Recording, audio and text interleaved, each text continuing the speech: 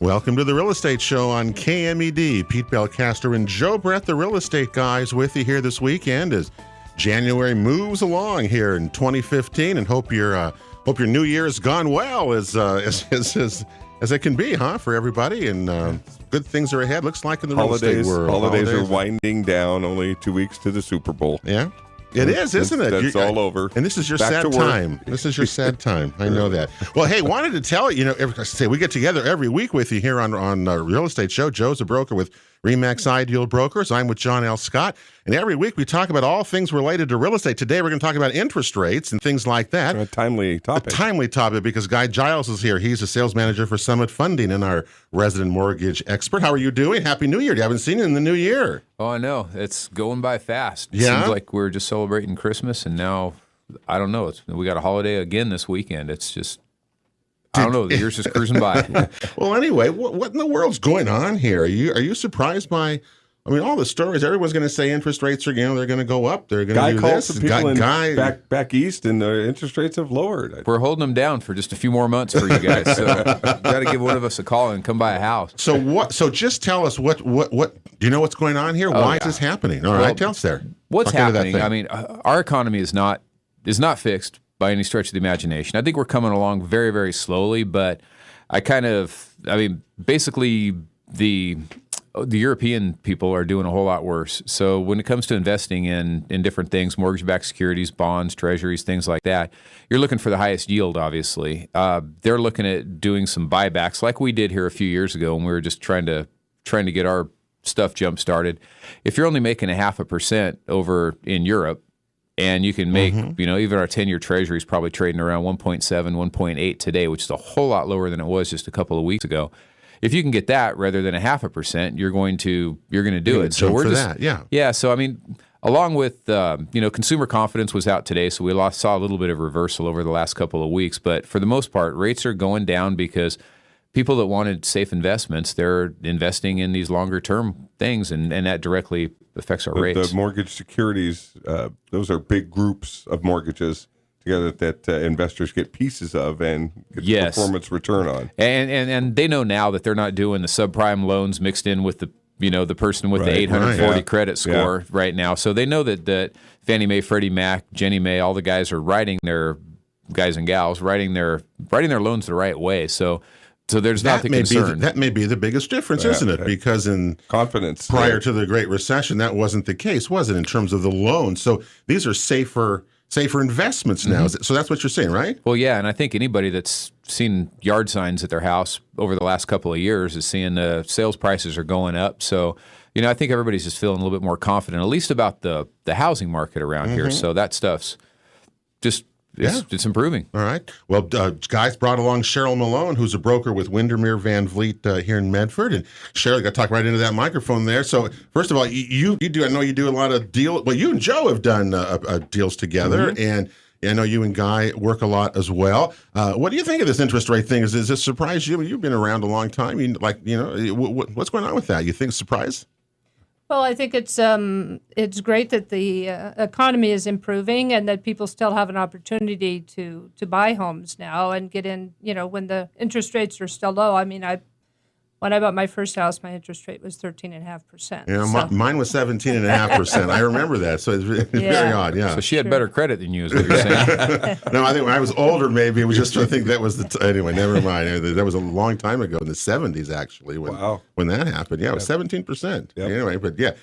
My truck cost more than my first house. So that's how strange things are there. Well, but it's good to see that. The economy for our valley here, these interest rates mean a lot of things for different people, don't they? Then affordability index for one thing, and the rate over the term of the loan you're going to save with a mortgage rate in a 3.5 as opposed to a 5 or a 6. It's really significant, Guy, and it's not anything to if you have any kind of notion that you'd like to become a homeowner. This is really something that should kind of light your rockets. Yeah, and that's why it's just good to get in and give Cheryl, one of you guys, a call as far as this goes, because, just like as when rates go up, if you walk in and you get pre-approved for $150,000 and it takes you 4 months to find a house, and then if rates went up a quarter to a half a point, that you might be thinking that you're approved for $150,000, and now all of a sudden you're approved for less because the rates went up. Well, that kind of works the other way too. When they go down, like you said, with the affordable, affordability. That's way too many syllables, man. Can we keep this down a little bit?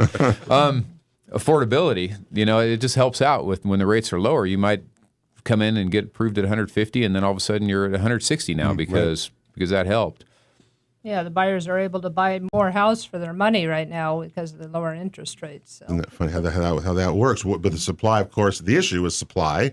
And I know we saw those year-end stats I know you showed, and pretty even. I don't know what the volume was, the total dollar amount from 2013 to 2014 was, but I'm sure it was pretty significantly higher since prices were up in double digits in a lot of places. The number of sales were pretty close. The number of sales were pretty even for the year. Everybody's boat rose a little bit, it felt like, and there was an overall increase that went along with that. And supply and demand, Bob pointed out Tuesday on the television show, just that it's still going to be a supply and demand type of market, but that's going to be tight for a little while. But we also looked back on 2014 and we said, gosh, if you're a seller or a buyer or an investor, all three elements might have come out pretty good or had a pretty decent year. Sellers are getting some equity back in their homes. Buyers are finding a good market still out there. So that was the first year we haven't said, well, the buyers are just whooping up on everybody, or now the sellers are just back in the driver's seat. It was a pretty equitable market, it felt like, for everybody, and investors have done well with the conditions staying like they are. That's right. No, is there a statement there? That was quite a elaborate statement. That was good. Okay, tell me if I come in to see you today, what kind of interest rates are we looking at? I mean, I know you're like a specific thing. Well, I do, but people want to know what's out there. I mean, we talk about low interest rates. What does that mean? Well, you could be down into the mid threes right now with, definitely. I mean, I'm quoting people on VA stuff. Really low threes, 3.125 right now, and that's with nothing down. Hello, VA. Say that again for veterans. For veterans, yeah. Say that again. It's around what now? 3.1, 3. To 3.3. I mean, if you have a 8 FICO score, you're gonna, we'd be talking about something different. That's why we always try to quote APRs and that's why CFPB again. Hopefully, won't get me, but we try to quote kind of ranges, until somebody comes in and when we get all the variables in the loan. But we're quoting those right now around 3.1 to 3.3. For veterans loans, that's pretty darn good. And what are credit scores for veterans need to be roughly to get that kind of a rate? Technically, there's no minimum credit score on a VA loan, but unless you have a 580, you're pretty much never going to get one. But you really want to have at least a 620 credit score to be able to get anything that's decent. So, that's another thing. We're not a credit repair place, but if you come in, we can sit down with you and, kind of do. USDA loans. We always talk about those rural development loans. Cheryl, you sell, I probably, I know you did you like those, the USDA loans? Have you ever used those with any of your clients? Yeah, it's a great opportunity because 100% financing, and so people are able to get into their, at least their first home, get their foot in the door and, move up from there later, and it's a great program. Yeah. So what are the ranges in that area? We're going to end up being about mid-high threes on those ones. So mid to high threes. It's a little bit better. I mean, you might be able to get them a little bit lower. And again, it goes down to credit score. If you're going to put any money down, I mean, there's a few different variables, but the mortgage insurance is nice and cheap on it too. So. That actually helps. And if you catch anybody's ear, those USDA loans pretty much outside the Medford and Central Point city limits, but 100% financed means you get the full value of the purchase price of your property financed for you. Yeah. It means no down payment, and it's really one of the more equitable ways to get into a property. And well, that's my favorite. Without a lot of money out of pocket. Well, USDA loans are still my very favorite loans because they have the highest payback rate, the lowest default rate of any federal housing program, and I think that just shows you a lot about the kinds of people who are getting those types of loans, that they actually are very, very into them and their properties and things like that. Tell me then about 15-year rate loans, because people sometimes think, gosh, that may be a better thing for me. What is the ranges in those right now, Guy?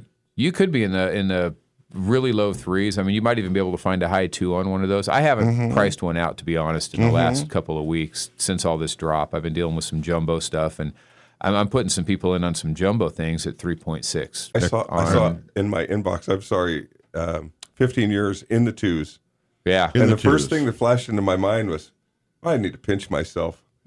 Interest rates in the twos, and gas at $2 a gallon. Good filled Lord, up what dream am I living here? $44 to fill up that F-250 today.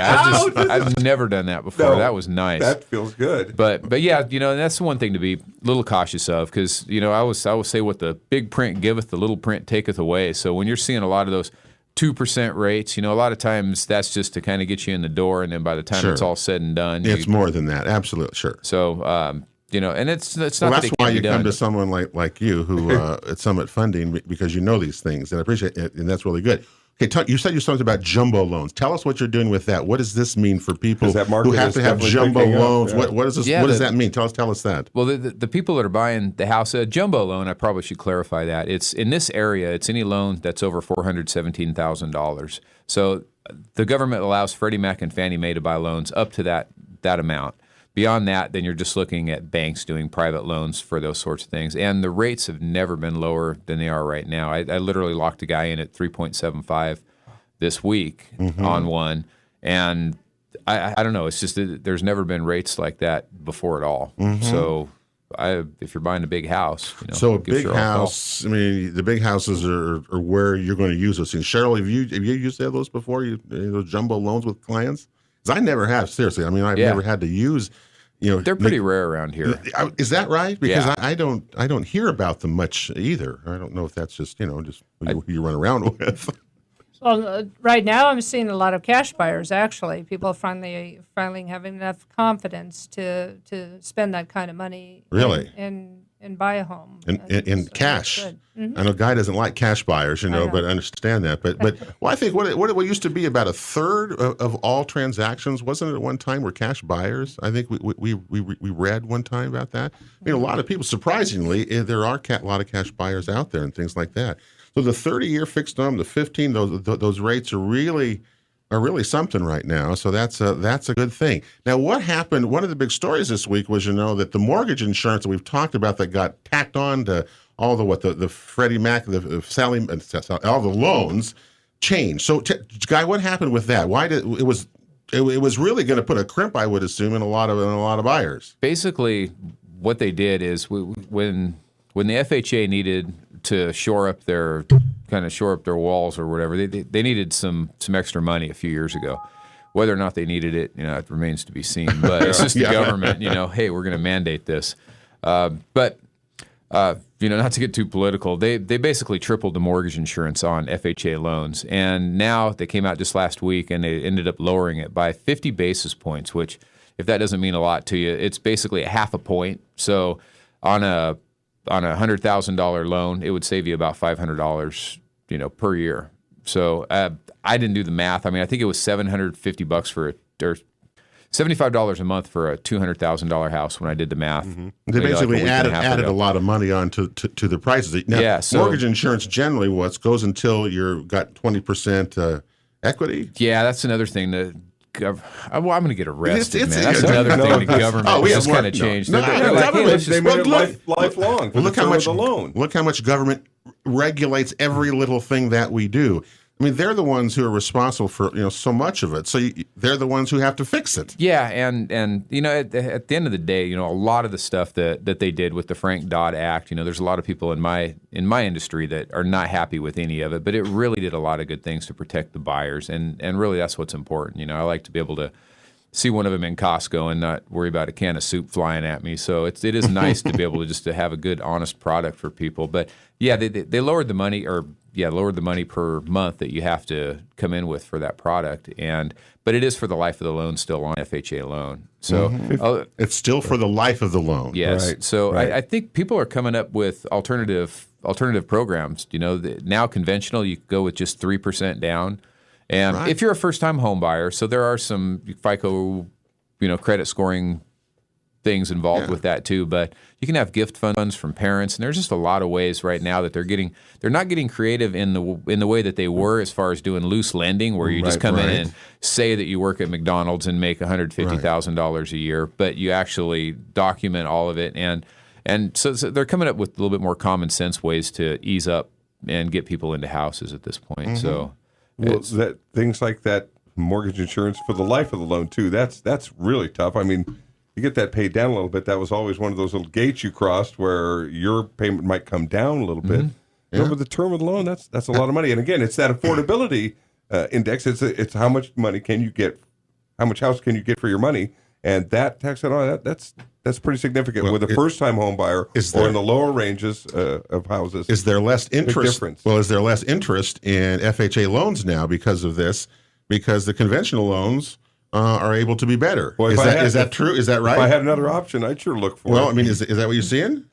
Definitely, we're finding that. And I'm sorry, we get That's Cheryl right. on here, Yeah, and we go talk ahead, about Cheryl. loans That's the right. whole time. Yeah. I mean, we got one of the best real estate agents ever in here, and I'm talking mortgage rates. But at the end of the day, yeah, I mean, there are a lot of regular conventional loans that just look more attractive, and that's probably part of the reason they lowered it. And that's not necessarily bad, is it? I mean, Competition's good. competition's good. Government loans, private back loans. So it's just a lot of variety. The best news is that, geez, you can get them at some pretty good rates right now. Government's all taking right? care of healthcare. They should just take over real estate.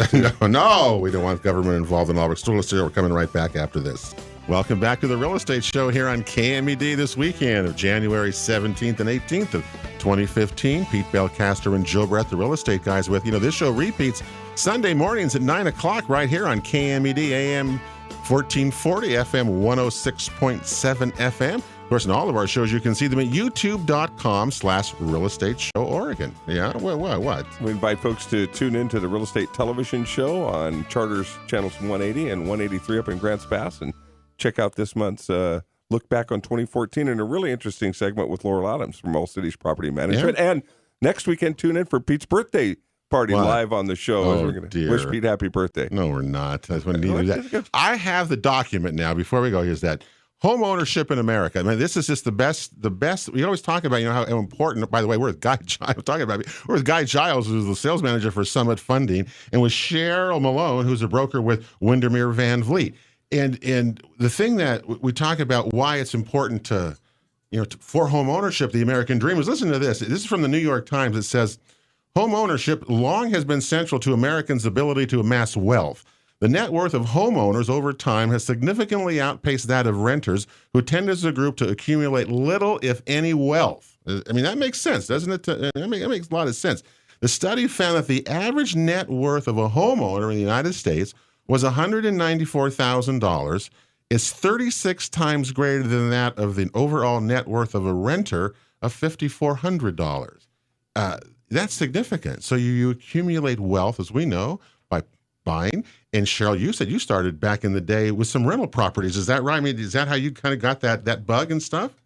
Yeah, I bought my first house when I was 24 for $83,000 back then, and certainly have paid it off now, and it's part of my retirement. So it's a great way to, I try to encourage a lot of these young buyers to buy as opposed to rent, and sometimes they just don't see the value in that, and they just don't realize, like I said, back when I was 13.5% interest rate, 20% down, and there you go, and they get certainly more bang for their buck now. Yeah. Well, given this New York Times article, and that way, if that doesn't convince you that your whole life becomes better by owning in property and in values and making them better and selling them, and people do that. I mean, that kind of thing as well. Think of my experience. I own the home now that I rented for 10 years.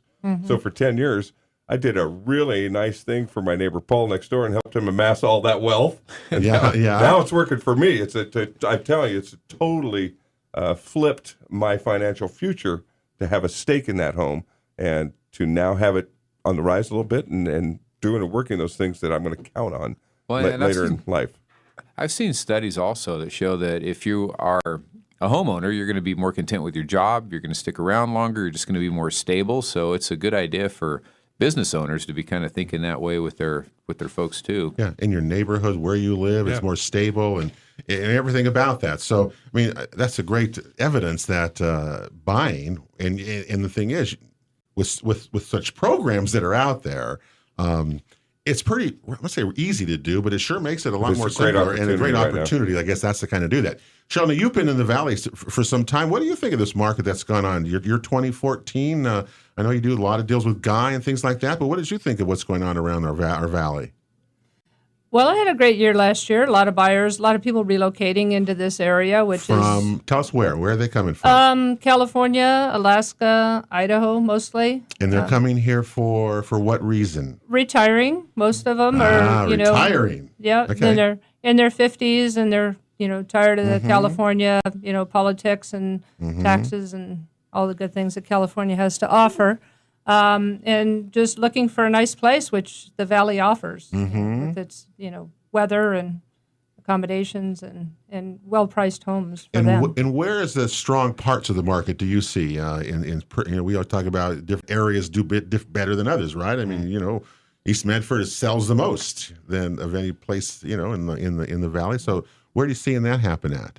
Well, actually, a lot of the people that are retiring here want more country. They want some space. They want something with maybe a little bit of acreage, or they want the nice home up in East Medford on a nice little subdivision. So it's one or the other. Appreciating the Have value. you seen any kind of an effect of the GMO vote? Because we talk a lot about rural properties here. Of course, we work with the Jackson Soil Water Conservation District. You seen any kind of people coming here that is a big deal? Because we think it's going to change agriculture and rural properties and rural sales and prices a lot as this becomes more and more known and more people want to be part of it. No, actually, I haven't had anybody even mention that. That. See, that's the well, because if you mention it, yeah, okay. Well, that's interesting, isn't that? Yeah. Huh? It's be interesting to see how that transpires. I think it takes a little time and takes a little research for people to find areas and properties that are going to fit what they'd like to do. But it's certainly going to be a huge part of our economic future. Well, and as we say, small farm. as Cheryl has pointed out here, that people are coming and buying rural properties and retiring too. They want some acreage. What do they do with that property when they get it? And this is part of the things with the Jackson Soil Water Conservation District is people come into rural properties with no knowledge of them. How a septic works, how the well works, and things coming from the cities. That's a big transition, and that's where that rural.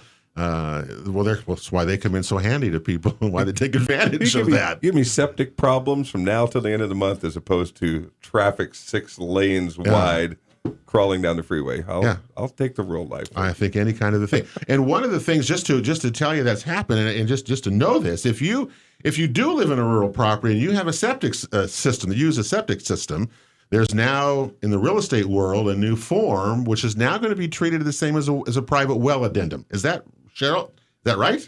Yeah, as of January 1st, there's an additional addendum that talks about who's going to pay for what and what type of tests and are going to be done on the septic system and reports given. You have to have reports and exchange reports so buyers and sellers know. So just a warning that if you have a septic and you're going to sell your property, that you just be aware that it's going to be tested as you would a well. And so, and as you say, Inspected, yes. It's inspected. And so, as Cheryl says, who's going to pay for that? It's going to be a negotiable part of the real estate agreement, then, isn't it? Yeah, they just don't come in and pump it. They look at from the time they open up the lid, they're evaluating everything they see, and then they put that down on the report. Yes. So you're going to get a good report back, and believe me, if it's not a good report, the seller is going to have to fix it, right? I mean, that's generally what goes on. Usually the buyers, are requesting that. The buyers will request the seller to fix it. And it can cost you a lot of money if you're not careful. So just be aware of those things, because there are changes, much like the rental rules that Laurel tells us, all the time. They change. So just be aware of that. Well, I don't know where the whole market's going to go, but it's interesting to see. What else are you seeing, Cheryl, you can share with us about the market and what you're seeing from your experience as well? Well, again, I think mostly first-time home buyers and people moving into the area who are retiring. There's not a lot of that middle price range, middle homeowner that's moving up right now, which is, I think, is the ideal time for those people to be doing that, because interest rates are still low. They can go ahead and maybe sell their house and upgrade to something, bigger or better, or they can keep their house as a rental, which is what I'd suggest, and try to buy another home and then Keep their house as a rental for their retirement. Now, let me go over to Guy Giles, because how possible is that to do for someone, even if maybe all of a sudden you have two? Can I get a loan that kind of way, the way Cheryl just described that? Yeah, it's just going to come down to what you qualify for. I actually did a class yesterday with with one of our people that they're coming up with another program right now that we offer, and I was just learning about it yesterday. Where if you have a house that you're needing to sell, you can if you have $100,000 equity in it and you're buying another one, we can actually do a loan now. That, and again, I'm just kind of getting the stuff, so you have to call me on it. I'll know more about it next week. But we can use the equity combined with those two properties and do one loan on both of them. Both of them are encumbered. No kidding. Right. It is a really cool thing. I was excited about it. I told Cheryl, and Right. she's not following me. Come back. We're almost up against a break here, but I want you to go back to that because that sounds like that would be a really cool thing if you just the way Cheryl described it. If someone wants to, buy another house and start accumulating your wealth, your investment. That sounds like a great way to do that. That's a cool thing. Yeah, you don't need to necessarily sell it right then. I mean, your title insurance will cost a little bit more because you are encumbering two lots, but it's not going to be cost prohibitive at all. Time, so, but if I could get it to where I can package together like that, it's cool. I never heard of anything like it. If I could get it to make some money for Cheryl, like you say, as a rental, that'd be great, wouldn't it? No question about that. Opportunity knock. Wow, the real estate show here on KMED continues. The show repeats 9 o'clock on Sunday morning, right here on AM 1440 to 106.7 FM. All of our shows at youtube.com/Real Estate Show Oregon. We're coming right back after this. Real Estate Show continues here on KMED this weekend. Pete Belcaster and Joe Brett, the real estate guys, with you. And next week, we wanted to let you know the Jackson Soil Water Conservation District will be along, and we'll update you on their activities. A lot of what's the weather going to be? Gosh, it's still crazy, isn't it? We still need lots of snow and rain, and wish we got more of it. We need a lot more. Again, we don't want to be talking about droughts and no water this summer like we did last year. That wasn't very much fun. Anyway, today we're talking with Guy Giles, the sales manager at Summit Funding, and Cheryl Malone, a broker from Windermere Van Vliet, here on the Real Estate Show. Well, so far today, we've learned a lot, you guys. And think about this. We learned that interest rates, Guy says, from 15 years are in the high 2s.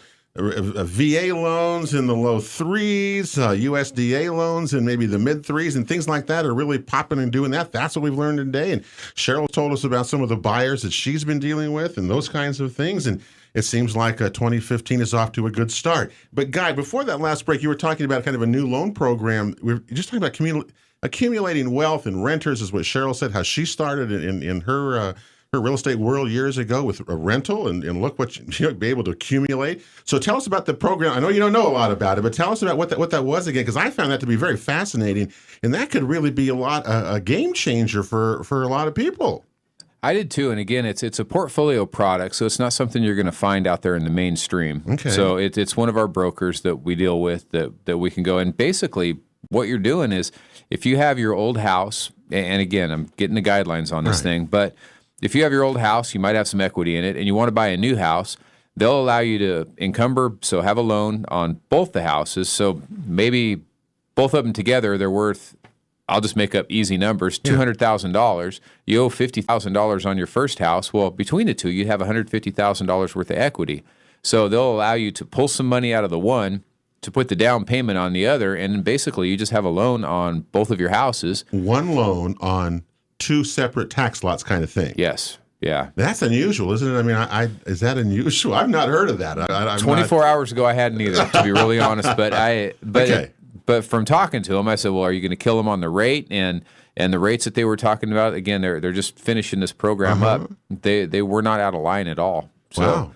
I'll have more to come. By our next show. Yeah, next show we can talk we'll about learn that more about that. Show you like that? This sounds intriguing to me. I don't know about you, but it sounds intriguing. Well, it sounds like a great program. There may be some people who bought a few years ago who've built up some equity now that the market's getting better, and maybe we'll be able to use that kind of a program for. There's some new homes in East Medford that are going to be built for $275,000. So wouldn't it be nice? Some of these people who bought, a entry-level home could keep that as a rental and then buy a brand new house for $275,000. Right. We're at, whatever kind of interest rates they're offering, be a sweet deal. Yeah. Well, I know Laurel Adams from All Cities Property Management, who is on our shows, and the rental market is very tight. So certainly, someone does that. The ability to rent your property is going to be pretty easy because the market is so tight there. Looking at that, so and that is something nice about this Hayden Homes that are going in, because you have the Mahars of the world, and they build really nice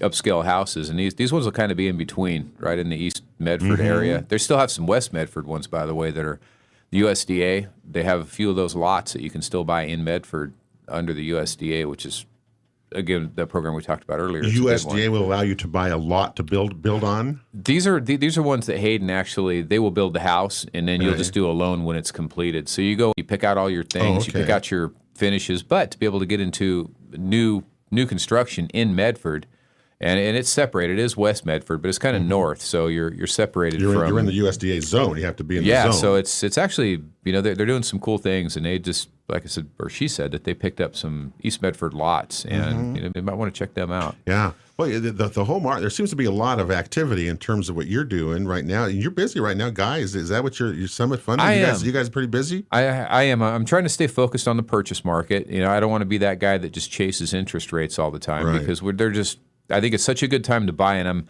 a little concerned for the people that are kind of on the fence that are waiting around right now, because I really think things are going to take off in the spring. So I want to stay focused on getting our buyers that we have pre-qualified into houses before California completely moves up here. I hope they don't.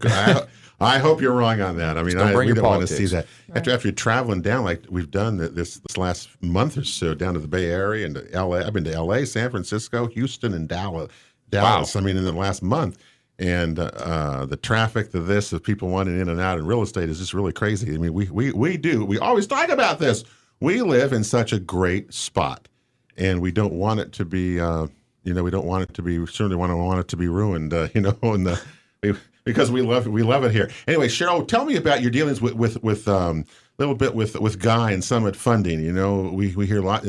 People have lots of choices, when it comes to finding, mortgage brokers or lenders, or whether banks or this or that. And everyone on this show knows how I despise the big banks. I don't like working with them, and don't even send people there. So tell me about your experience working with Guy. Yeah, well, I've been working with him for a couple years now, and he always, goes above and beyond, him and his team, to try to do the best thing for the buyers and really focus on, getting them the best value for their money, the best program, and, working with them on different issues that they may have. So, I've sent people to him that are not quite ready yet, and they've stuck with him for, 6 months, and then now they're ready to buy. And so they really, put forth that extra effort to, get them into something and stick with them. And tell people again how important it is to be pre-approved when you have buyers, because we always say, especially when it comes to some of the by the way, homepath.com is still sending out foreclosures. I think there was like 10 this last week. So remember that, homepath.com. But, we tell people always to be pre-approved, right? And that's because you're going to lose them if you're not. Oh, absolutely. You can't even present an offer or write an offer without being pre-approved by a lender. A lot of people say, well, my credit's good, and then they find out that there's some lien or something on there that they didn't know about, which throws a hiccup into them getting the house that they really wanted. Yeah, absolutely. You got to be ready, and you got to have a broker ready to go, and otherwise you're going to lose it. We don't want people to lose their property, their dream place of which they want, right? I mean, that's the worst thing. That's another piece of the whole thing. With rates dropping right now, all the bunch of the big banks are going to be completely focused on refinances. Yes, that's what happens. All their underwriting, all of their. Everybody's just going to be come in there and play those closing that. costs. Let's refinance, and we'll give you a big closing cost. So be aware of those things as well. Cheryl, we're almost out of time. How can someone get a hold of you if they'd like to talk to you or consult with you about any of your real estate world? Or how can they do that? Well, then call me on my cell phone at 541-951-1960, or go to my website, which is CherylMalone.com. All right, Cheryl's at Windermere Van Vliet here in Medford. If you want to get a hold of her, Guy Giles, always nice to visit with you. You have a good week, all right, and stay busy. Get those loans going, all right. We're off to a good start in 2015. That'll do it for the Real Estate Show this week. Have a great week, everybody. We'll see you next weekend here on KMED. In the meantime, God bless and have a great week. Thank you for listening to the Original Real Estate Show with Pete Belcastro and Joe Brett, the Real Estate Guys. For advice, guidance, or counsel on any of our topics, or to watch a replay of today's show, visit our website at realestateshoworegon.com. This show is sponsored by RE/MAX, Ideal Brokers of Southern Oregon, Ticor Title, All Cities Property Management, and the Jackson Soil and Water Conservation District. We'll continue our weekly quest to enhance the value of your property and to make you a smart real estate consumer when we gather every Saturday and Sunday on KMED for the one and only original real estate show.